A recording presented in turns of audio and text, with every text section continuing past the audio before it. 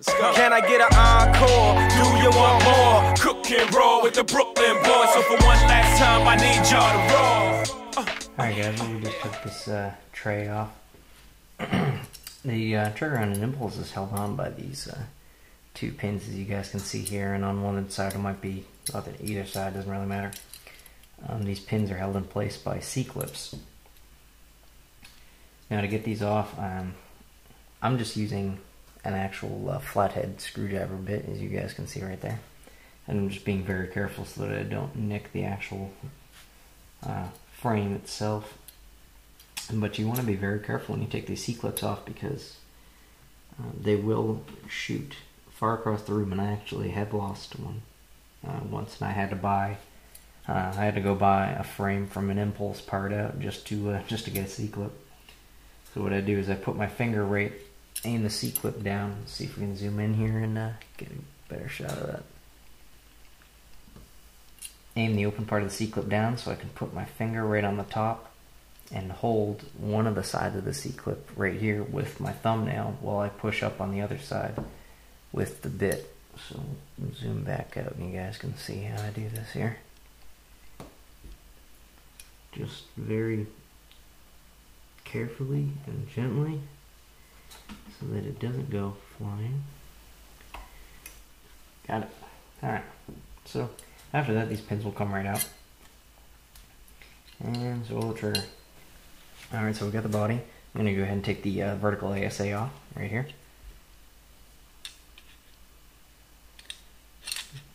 Just loosen it up just a little bit. And use the ball socket so we can avoid stripping that screw.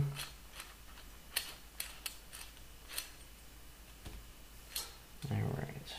So you guys will notice the, wipe that off a little bit. There's an O-ring that sits right there. You want to make sure that it's got a little bit of a space there.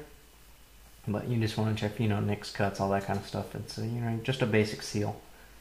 Just want to make sure that's nice and clean, which it is. We're going to go ahead and put that ASA aside. And with this vertical adapter on the old impulses, the air actually travels up through the screw, so you want to make sure there's no dirt, debris, or anything like that in the screw itself. So this one looks nice and clean, so I'll just go ahead and put that aside. And so now we can start taking out everything that's in this lower chamber right here. We'll go ahead and take off the front cap right here. If you don't have an LPR into the front cap, this screw right here is actually in there pretty well, and to get the front cap off, you're just going to go ahead and do that screw with an Allen wrench, and the whole cap will come off. There you go. So front cap is nice and clean on the inside, so we'll go ahead and put that one aside as well, right over there. And we can start taking everything else out from the back. Now, for this, a lot of the times this back cap, this ram assembly right here will get a little bit tight in there. So for this, I'm actually going to use an adjustable crescent wrench. I'm just going to lay this microfiber cloth over this and use the wrench just to lightly nudge it open, and then we'll unscrew it from there.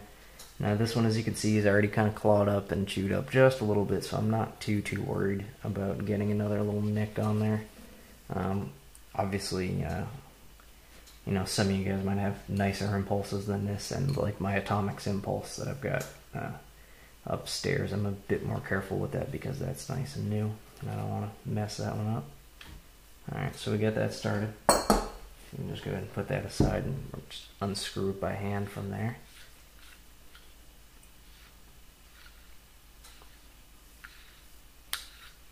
So this, like I said at the beginning of the video, this is the New Designs RAM assembly with all the internal New Designs parts, so it is going to be slightly different than a stock impulse.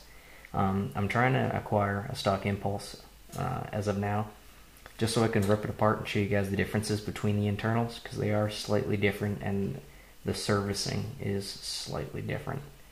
So for now, we're just going to take this and go ahead and give that a nice pull. And there it is. Put the body aside for now. So this new design's ram assembly is different in the fact that the hammer right here actually unscrews quite easily from the ram, so we can just go ahead and take that off. We're just going to go ahead and take this rammer cap off back here with a 1/8 Allen wrench.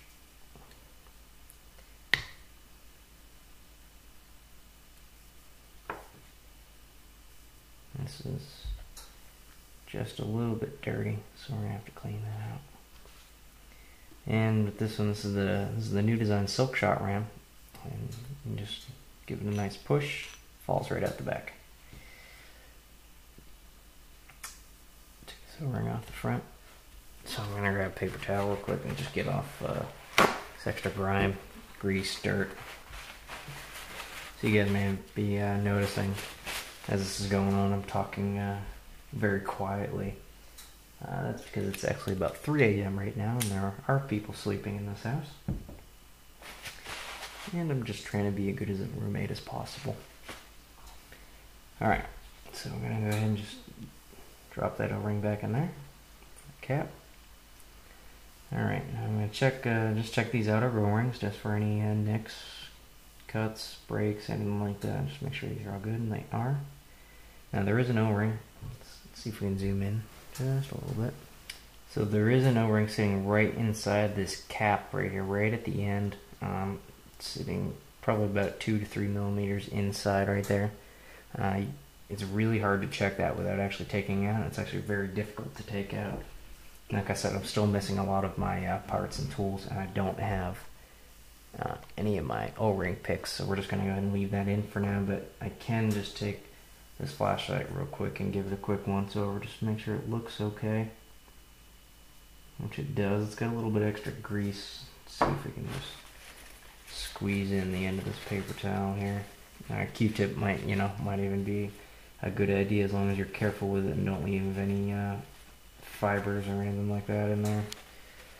So clean that out a little bit, and that looks pretty good.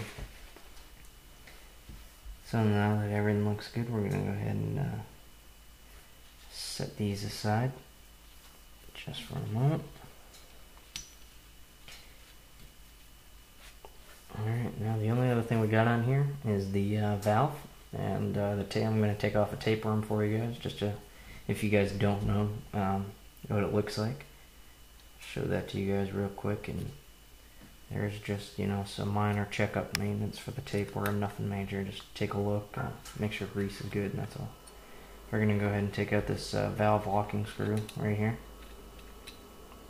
And that does have an O-ring in it because it actually bores up right into and holds the valve. So you want to check and make sure that O-ring is good. And it looks pretty good. Alright, so we're going to get this valve out. And when you take this valve out, you're going to want to push it out the back. Do not push it out the front because there is a screw that sits right there inside this in the end of the body. And you won't actually be able to get the valve out unless you take the screw out. But I don't advise taking that out because there's no reason to. So I'm just taking this red squeegee here and using this nice soft rubber end. I'm just going to go ahead and push it out very carefully.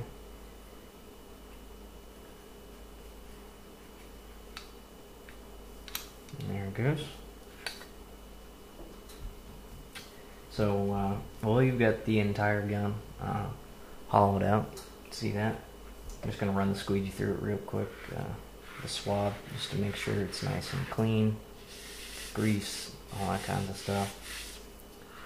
After you do that, though, you're definitely going to want to look inside the body and make sure there's nothing left there from the swab.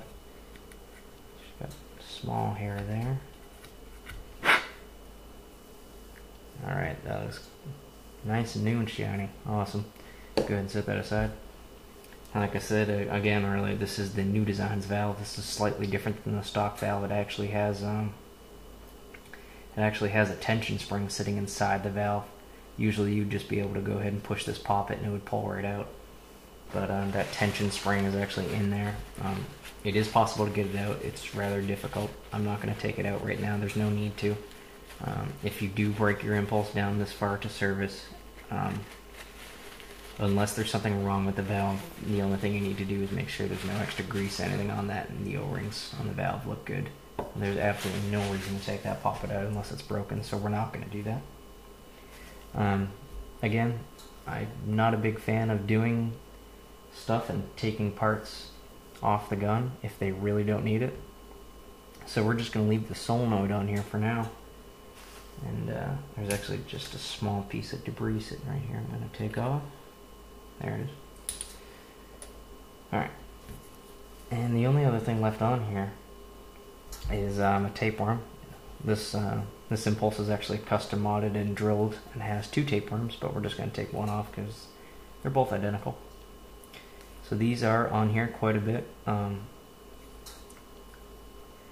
The same process that I did with the ram assembly I'm going to do for these tapeworms, because they do have a small flat surface on each side that you can start to use a small wrench for, or maybe small pliers, anything like that. And these, again, like the assembly, are a little bit chewed up already, so I'm not too worried about putting a nick on there. So we're just going to put a microfiber cloth over that real quick. And get the wrench on it.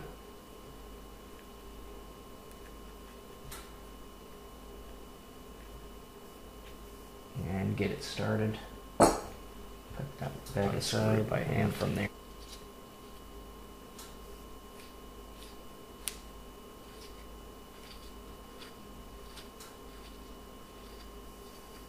There it is.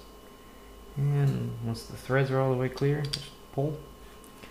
And there it is. There's the tapeworm.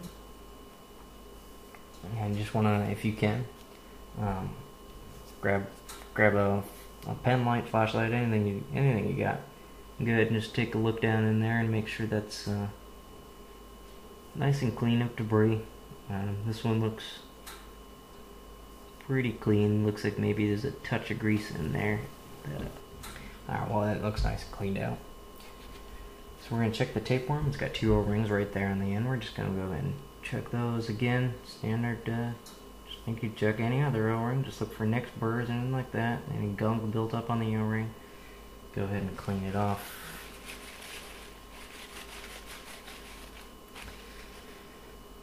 Alright, that's pretty much it for disassembly. It's actually quite a simple gun for being such a big brick. Not too many parts. It's actually, I'd say it's actually a fair amount easier than maintenance for a shocker, even though a shocker is quite a bit smaller. This one, as you can see, obviously does not have eyes. There's no eye system, so I'm not gonna, there's no reason, the detents are clean, there's no reason to take them off. When I show you the differences video with the impulses, private labels, basic models, and the differences and such like that I've got coming up in the works, I'll take off the eye covers on one of them and I'll show you just how to clean that out real quick. If you guys don't know, it's a pretty simple process, pretty straightforward. Unscrew, clean, put it back on, but I'll do it anyway and include it. So I guess we're going to throw everything back together because everything looks nice. Get him, Jay. Who you know fresher than Ho? Riddle me that. The rest of y'all know where I'm lurking, yeah. Can none of y'all mirror me back? Yeah, hear me rap, it's like hands.